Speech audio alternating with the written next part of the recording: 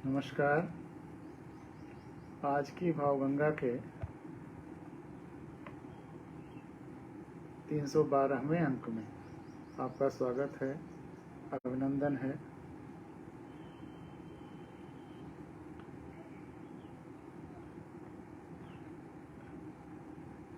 कल एक बहुत महत्वपूर्ण दिन था, उसको याद किया जाना बहुत ज़रूरी है।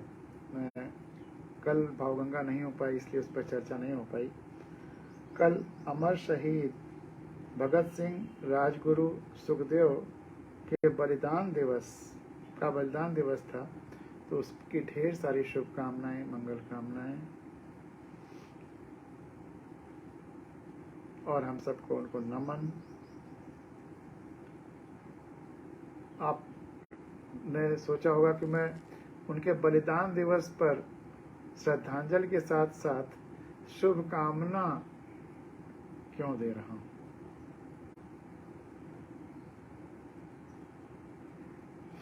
उनको तो श्रद्धांजलि है, नमन है,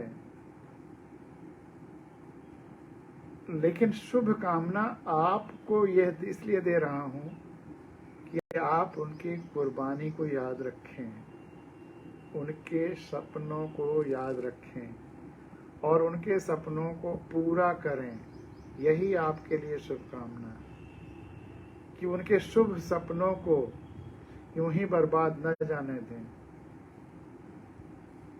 प्रवाह में न बहें, कहीं सुनाई बातों में न जाएं, आंखें खोल करके रखें और हर फैसला करते समय, चाहे वो समाज का हो, चाहे देश का हो, चाहे धरती का हो, चाहे प्रकृति का हो, उनके चेहरों को अपने सामने रखें। उनके चेहरे आपके सामने हमेशा रहें, इसी की शुभकामना है आप। तो उनको बलिदान दिवस पर उनको ढेर सारा नमन, प्रणाम। आशुतोष मिश्रा जी सामने हैं, उनको बहुत बहुत स्वागत है, अभिनंदन है। तो देश को आज़ादी दिलाने के लिए अपने प्राणों का बलिदान देने वाले शहीदों को कोटि कोटि नमन। लेकिन जरा गहराई से विचार करिए, ये बातें मैं बार बार कहता हूँ, लेकिन फिर भी कहने की जरूरत होती है। क्या मात्र उनको नमन करना या याद करना ही काफी है? क्या उनके सपने क्या थे जिनके पूरा होने की आशा में वे खुशी खुशी फांसी के फंदों पर झूल गए थे? उनके वे सपने कहाँ रखे या लिखे हैं? क्या उन्होंने कल्पना की थी कि उनकी कुर्बानी से प्राप्त आज़ाद व्यवस्था में 6 लाख से अधिक किसानों को आत्महत्याएं करनी पड़ेंगी? बहुसंख्यक बच्चों और लोगों के शिक्षा और स्वास्थ्य की ये दुर्दशा होगी? आरक्षण इस तरह से लागू होगा कि आरक्षित वर्ग के सबल ही अपने वर्ग के दुर्बलों का हक छीनते रहेंगे और वास्तविक दुर्बलों, अनाथों को वंचित ही रहना पड़ेगा। जनता को पता ही नहीं होगा आज़ादी के 75 साल बाद भी कि देश की असली मालिक वही है, और उस असली मालिक का रास्ता रोककर इन सेवकों, देशी ब्राउन साहब जिन्हें कहते हैं, कि काफिलों को गुजारा जाएगा। और ये इसलिए हो रहा है क्योंकि हम शहीदों के सपनों को नहीं जानते। हम नहीं जानते कि भारतीय संविधान ही शहीदों के सपनों का कलश है। संविधान जन जन तक गया ही नहीं, जबकि संविधान में पहला मूल कर्तव्य है कि भारत के हर नागरिक को संविधान का पालन करना और उसके आदर्शों का आदर करना है, जिसके लिए जानना जरूरी है। जो संविधान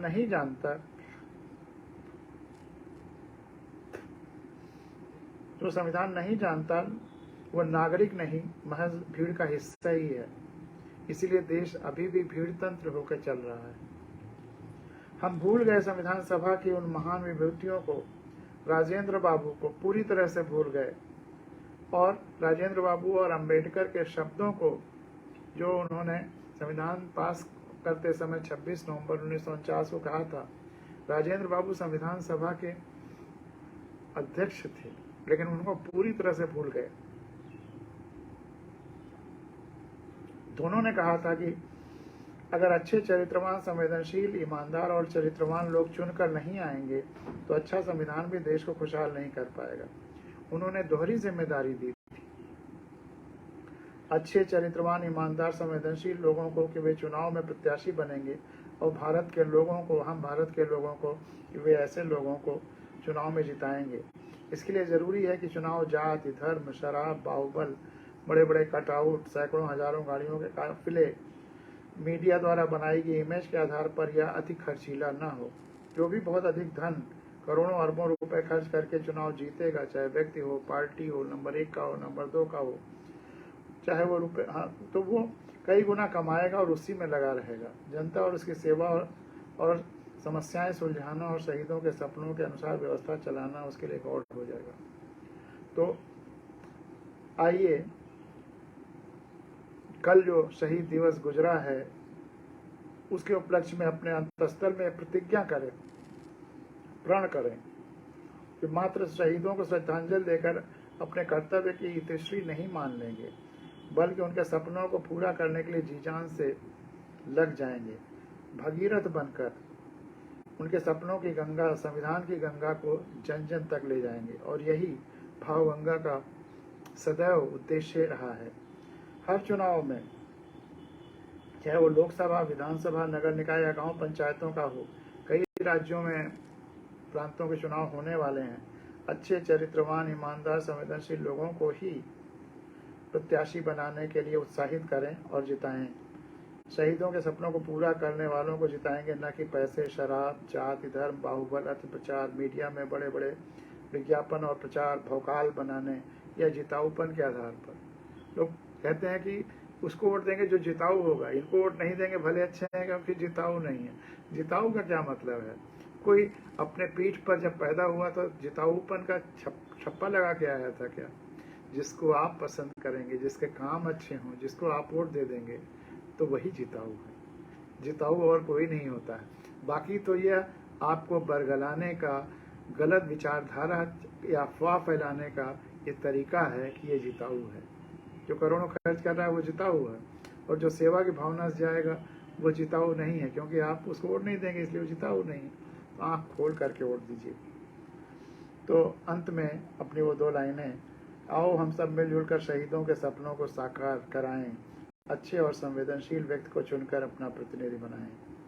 तो ये कल जो इन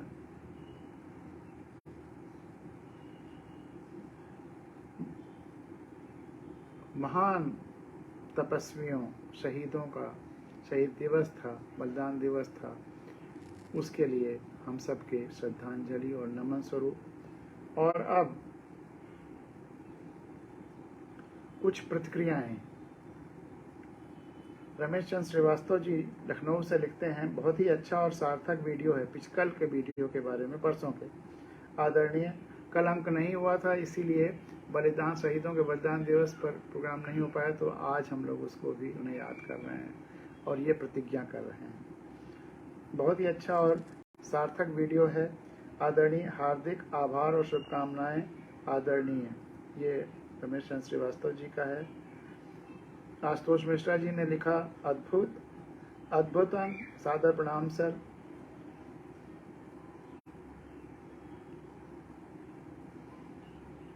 और आर.डी. तिवारी जी ने लिखा, कल की भावगंगा बहुत सारे विचारों को समेटे हुई थी।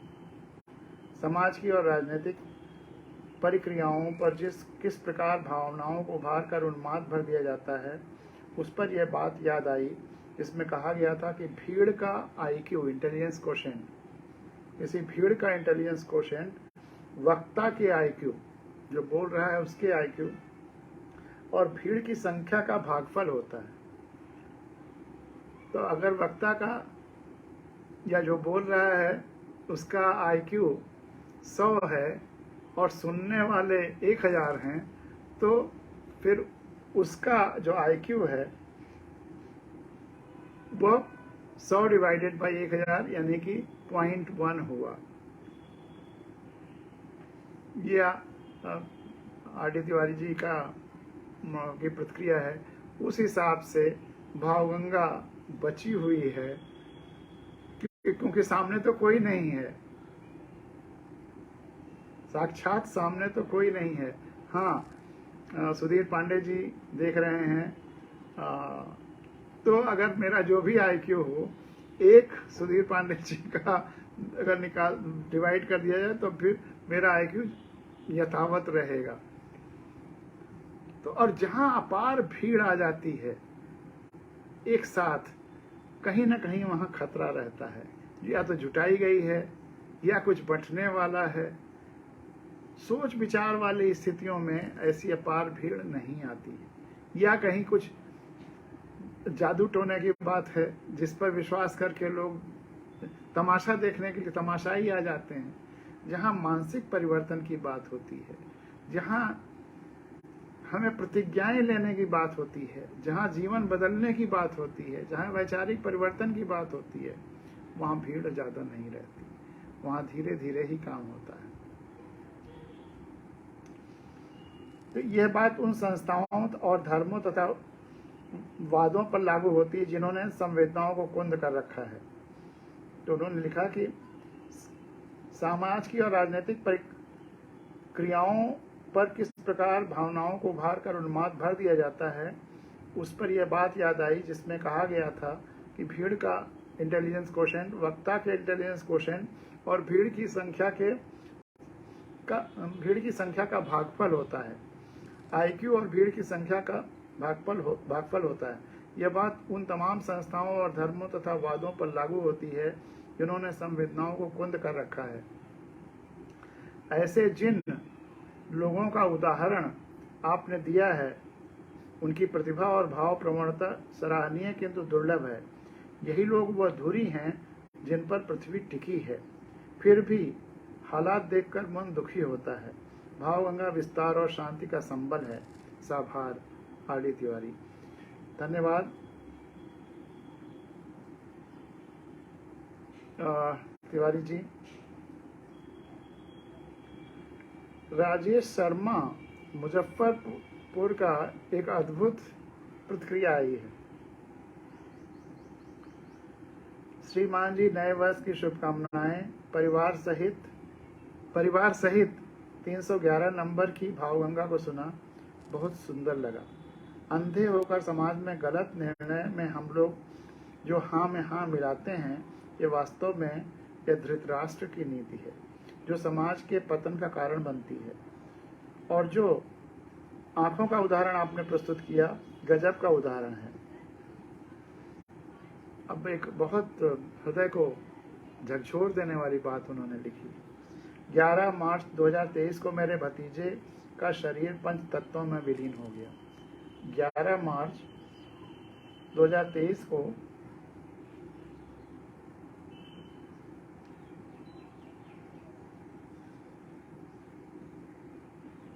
मेरे भतीजे का शरीर पंच तत्वों में विलीन हो गया था। मन बहुत अशांत था, परंतु आपके इस प्रोग्राम के माध्यम से जो सानिध्य प्राप्त हुआ, धीरे धीरे मन शांत होता चला गया। तुलसीदास जी ने भी लिखा है, छित जल पावक गगन समीरा, पंच रचित यह अधम शरीरा। कल जंगलात दिन था, पृथ्वी को बुखार से बचाने का दिन था। आपने दर्शाया, सुंदर विचार लगा, कोटि से नमन। तो यह उनका कोटि से नमन सारे भावगंगा के श्रोताओं को, दर्शकों को समर्पित है।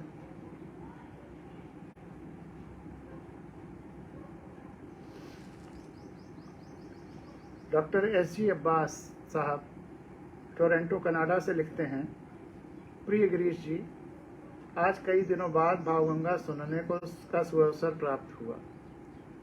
सर्वसम्मति पर आधारित फैसलों पर आपके विचार और विवेचना बहुत ही सुंदर और प्रशंसनीय है। आज के इस दौर में जबकि अधिकतर लोग आंखें बंद किए हुए किसी न किसी धार्मिक या राजनीतिक नेता की भक्ति भावना में इस तरह लिप्त हैं कि उसके विरुद्ध कुछ सुनने, सोचने या समझने के लिए तैयार ही नहीं हैं, ऐसे में भावगंगा का अनवरत बहते रहना अपने आप में एक बहुत बड़ी उपलब्धि है। अब उन्होंने अंत में एक शेर लिखा है, थोड़ी थोड़ी सी अभी बाकी है उम्मीदें सहर, सहर मतलब सवेरा। थोड़ी थोड़ी सी अभी बाकी है उम्मीद है सहर, चंद जुगनू हैं डटे शब मतलब रात, चंद जुगनू हैं डटे शब की सियाही के खिलाफ। सब मतलब रात के अंधेरे के खिलाफ कुछ जुगनू डटे हुए हैं जो टिमटिमाते हुए भी अब कुछ रास्ता ढूंढने दिखाने की कोशिश कर रहे हैं।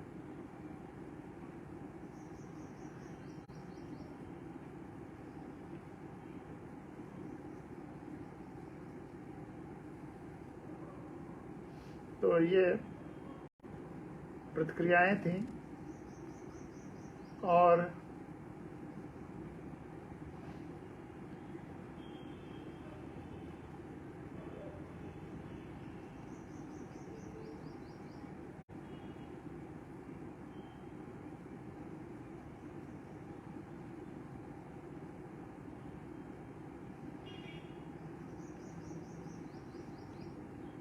कल का दिन एक और मामले में याद करने लायक है। कल ही 2020 में कल के दिन ही 23 मार्च को भारत में लॉकडाउन लागू हुआ था। उस समय किसी को नहीं पता था कि भविष्य में क्या लिखा है, हर कोई अनभिज्ञ था। कई झटकों के बाद दुनिया भर में 68 लाख से ऊपर इंसानों की जान चली गई।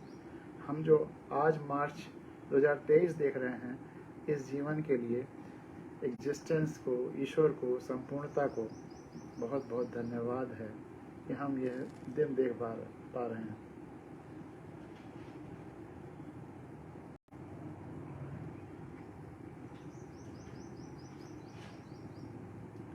एक किसी ने शेर भेजा है, अच्छा लगा तो वो भी आपके साथ शेयर करना चाहते हैं, शेर को शेयर करना चाहते हैं।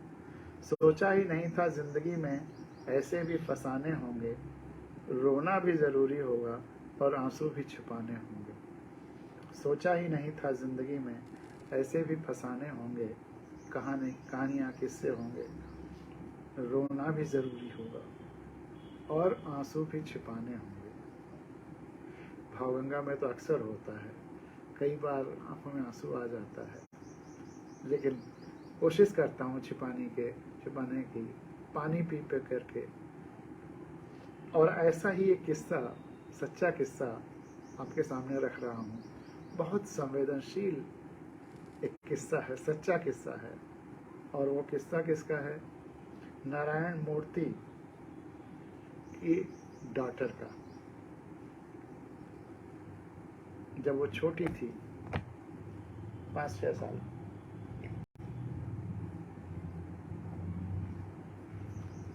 कैसी कैसी चीजें होती हैं।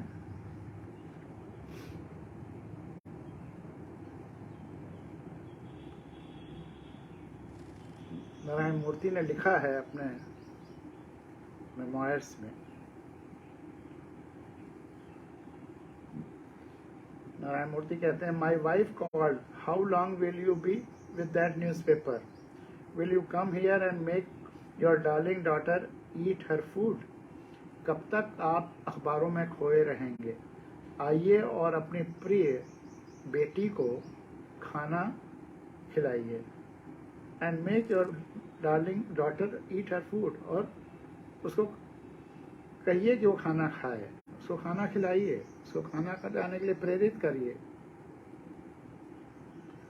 आई टॉस्ड पेपर अवे, मैंने पेपर को फेंक दिया। And rush to the scene, और जहाँ ये पत्नी ने जहाँ से बुलाया था वहाँ पहुँच गया। My only daughter Sindhu look frightened, tears were welling up in her eyes. वो डरी हुई लग रही थी, उसकी आंखों से आंसू बरस रहे थे। In front of her was a bowl filled to its brim with curd rice. उसके सामने एक कटोरे में ऊपर तक भरा हुआ था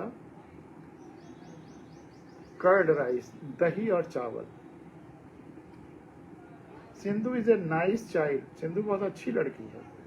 क्वाइट शांतपूर्ण and intelligent for her age, अपने एज के हिसाब से बहुत शांत और इंटेलिजेंट, बहुत बुद्धि में तेज। I picked up the bowl, मैंने वो बाउल उठा लिया, वो कटोरा उठा लिया.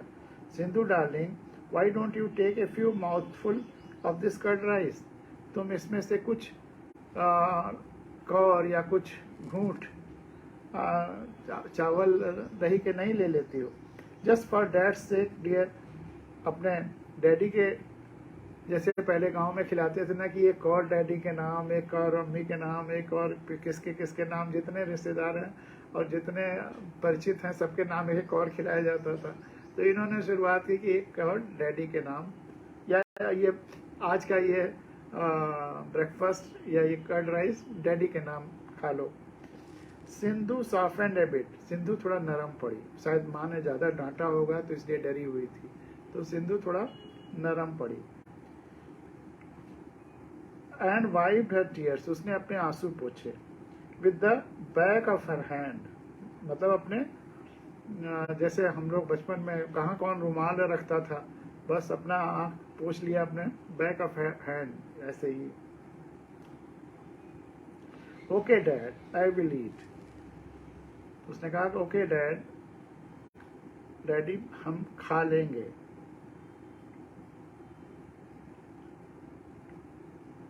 Not just a few mouthful but the whole lot of this, कुछ कौर नहीं, पूरा पूरा खा लेंगे.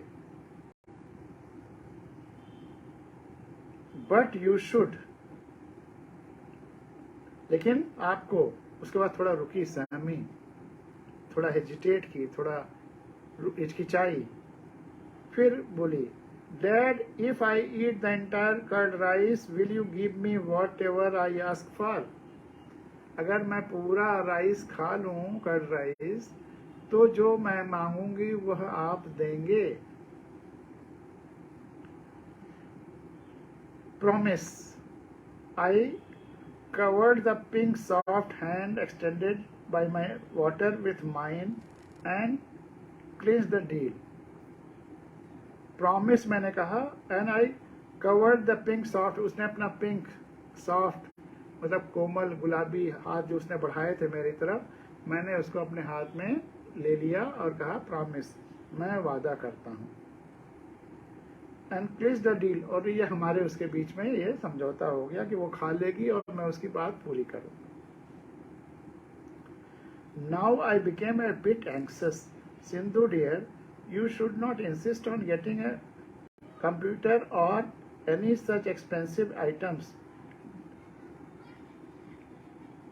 Now I became a bit anxious. मैं थोड़ा सा चिंतित हो गया, सोचने लगा कि क्या बात है. फिर उसने उसको समझाने की भी कोशिश की कि कहीं वो गलत चीज ना मांग ले, क्योंकि हमने वादा तो कर दिया जो भी वो मांगे देंगे. Sindhu dear, you should not insist on getting a computer or any such expensive items.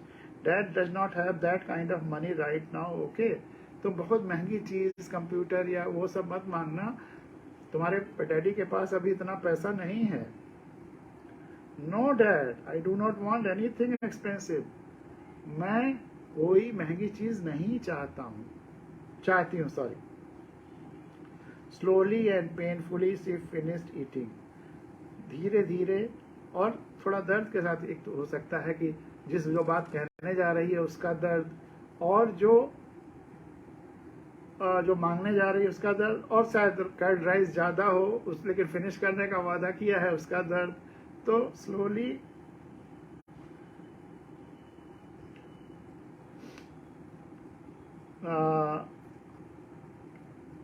and painfully she finished eating the whole quantity.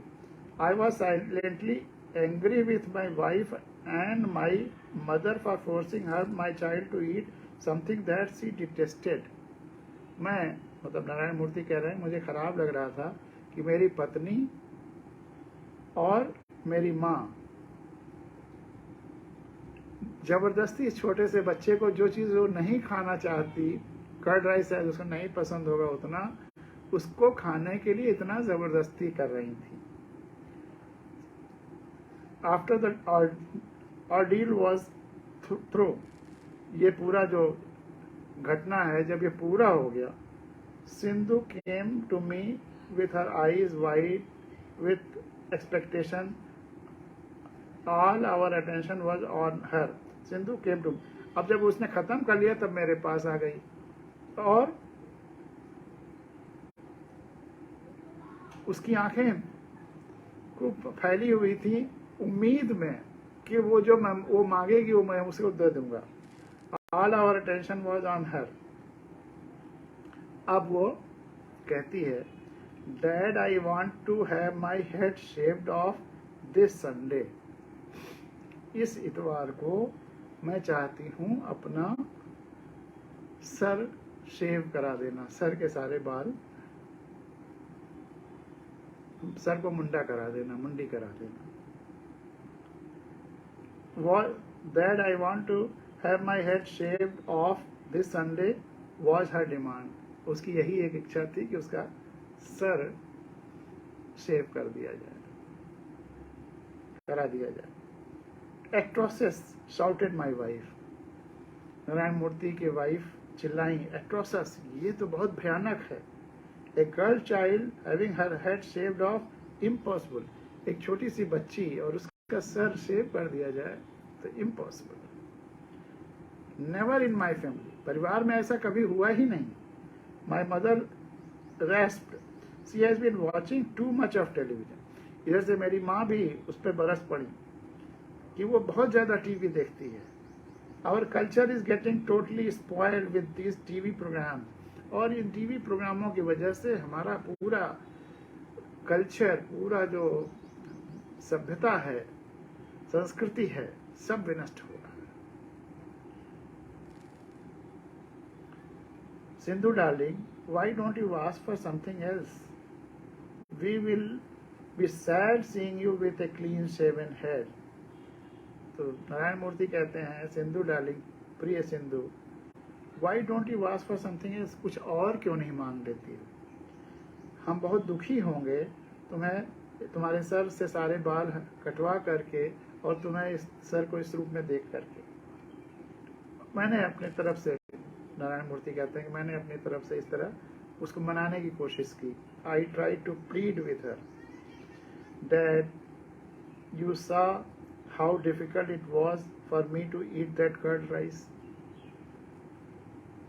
Dad, वो कहती है कि डैड आपने देखा कि मेरे लिए वो कर्ड राइस का पूरा बाउल खा लेना कितना मुश्किल था। वो उसकी आंखों से आंसू गिर रहे थे, रो रही थी। And you promise to grant me whatever I ask for.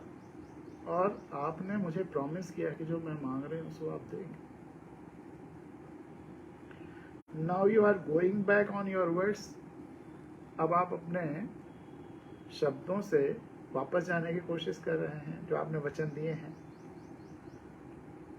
Was it not you who told me the story of King Harishchandra? क्या आप नहीं थे, कोई और था जिसने मुझे हरिश्चंद्र की कहानी सुनाई थी?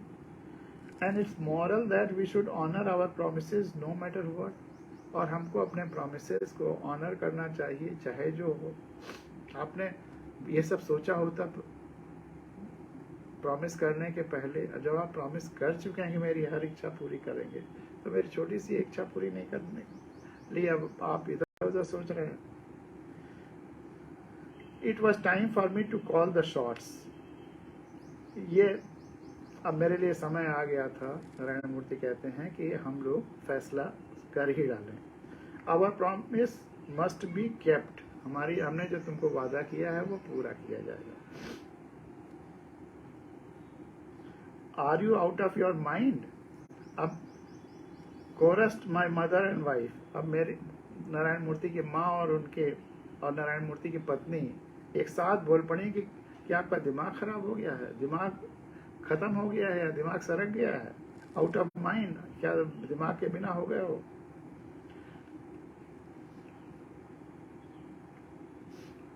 तब नारायण मूर्ति कहते हैं, no, if we go back on our promises, she will never learn to honor her own. अगर हमने अपने प्रॉमिस को पूरा नहीं किया तो वह भी अपने प्रॉमिस पर कभी अडिग नहीं रह पाएगी। वह प्रॉमिस का महत्व नहीं समझ पाएगी, उसकी पर्सनालिटी में यह कमी आ जाएगी। Sindhu, your wish will be fulfilled. तो नारायण मूर्ति कहते हैं सिंधु तुम्हारी इच्छा पूरी की जाएगी। With her head clean shaven, Sindhu had a round face and eyes looking big and beautiful. अब उस संडे को उसका हेड शेव कर दिया गया और चेहरा थोड़ा छोटा हो गया, चेहरा गोल हो गया और उसकी आंखें कंपैरेटिवली और बड़ी लगने लगी। जब चेहरा छोटा हो गया तो आंखें थोड़ी बड़ी लगने लगी और ज्यादा सुंदर लगने लगी।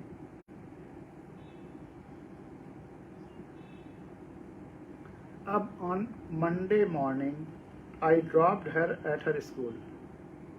नारायण मूर्ति खुद ही अपने बच्चे को छोड़ने स्कूल जाते रहे होंगे, तो ये खुद ही उसको लेकर के स्कूल जाते हैं। It was a sight to watch my hairless Sindhu walking towards her classroom। और ये एक साइट था कि बिना बालों के सिंधु क्लास में जा रही थी। मेरे लिए एक अद्भुत दृश्य था। She turned around and waved। वो पीछे मुड़ी और पापा को, डैडी को उसने वेव भी किया। I waved back with a smile। और मैंने भी मुस्कुराते हुए उसको वेव किया, हाथ हिलाया। Just then, उसी समय, a boy alighted from a car and shouted, "Sindhuja, please wait for me." उसी समय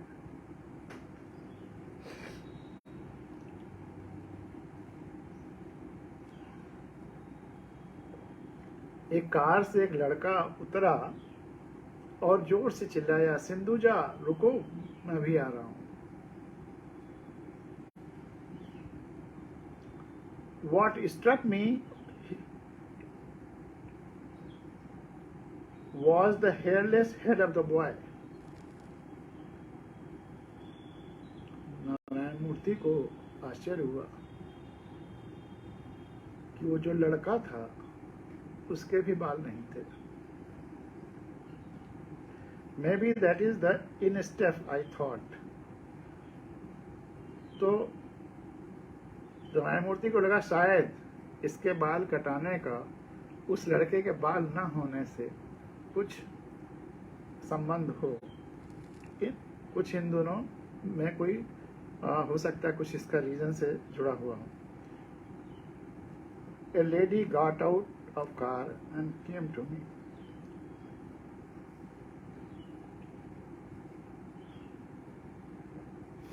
अब उस कार से एक लेडी आती है, उतरती है और सी से वो कहती है,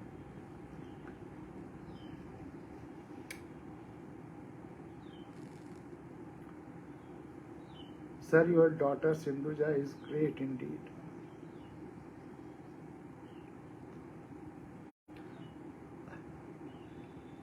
आपकी बेटी सिंधुजा वाकई बहुत महान है।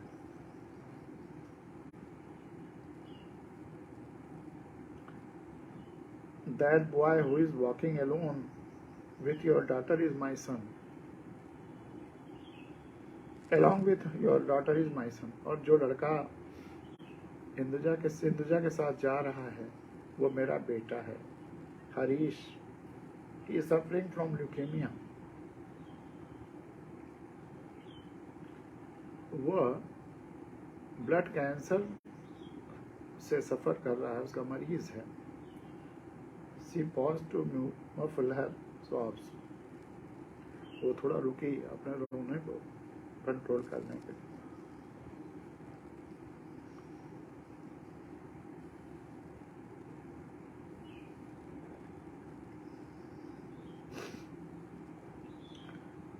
Harish could not attend the school for the whole of last month। पिछले एक महीने से हरीश स्कूल नहीं अटेंड कर पाया। He lost all his hair due to side effects of the chemotherapy। Chemotherapy के असर से उसके सारे बाल खत्म हो गए। he refused to come back to school, fearing the unintentional but cruel teasing of the schoolmates. वो स्कूल आने से उसने मना कर दिया, क्योंकि शायद पहले जब आया होगा तो बच्चों ने उसे चिढ़ाया होगा, तो वह अनइंटेंशनल, बच्चों को शायद उसे पीड़ा देने की इरादा नहीं रहा होगा, लेकिन उसके चिढ़ाने से उसको भयंकर पीड़ा हुई। और जो टीजिंग थी, जो बच्चों का चिढ़ाना था, उससे उसको इतना मतलब वो इतना क्रूएल लगा, उस टीजिंग से वो इतना छटपटा गया कि फिर उसने स्कूल आना बंद कर दिया। Sindhuja visited him last week. Sindhuja पिछले हफ्ते घर आई थी एंड प्रॉमिस्ड हिम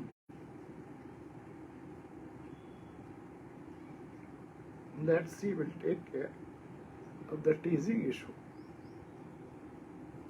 सिंधुजा पिछले हफ्ते घर आई थी और उसने उसको प्रॉमिस किया था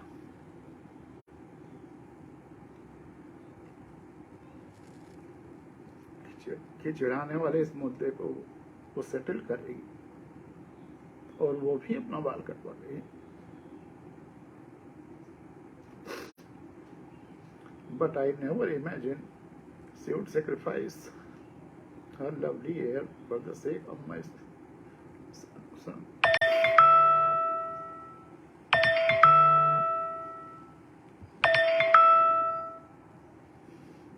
लेकिन मुझे विश्वास नहीं था, कल्पना भी नहीं थी कि वह मेरे बच्चे के लिए अपने बालों को कुर्बानी कर देगी, प्यारे बालों की कुर्बानी कर।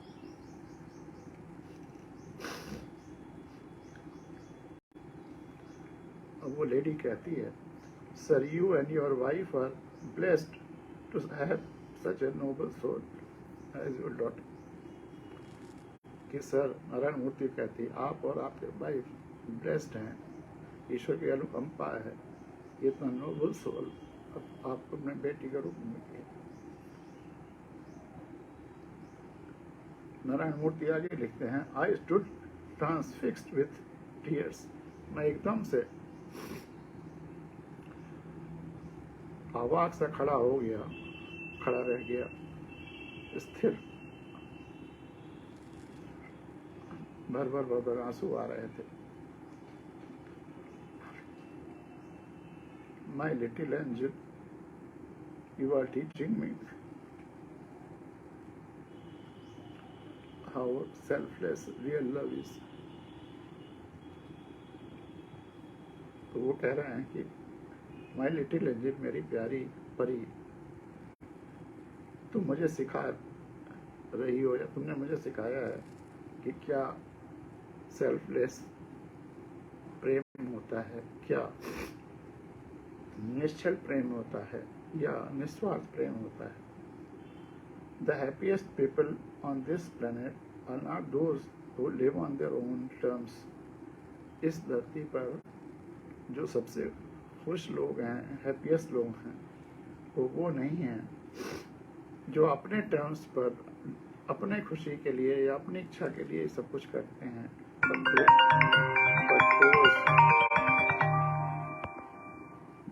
but those who change their terms for others. लेकिन वो सबसे हैप्पीएस्ट और सबसे महत्वपूर्ण हैं जो दूसरों के लिए टर्म्स फिक्स करते हैं, दूसरों की देखभाल करते हैं। तो इसी के साथ आज की भावगंगा वाकई आंसुओं की भावगंगा के रूप में जो है वो समाप्त होती है। फिर कल मिलेंगे।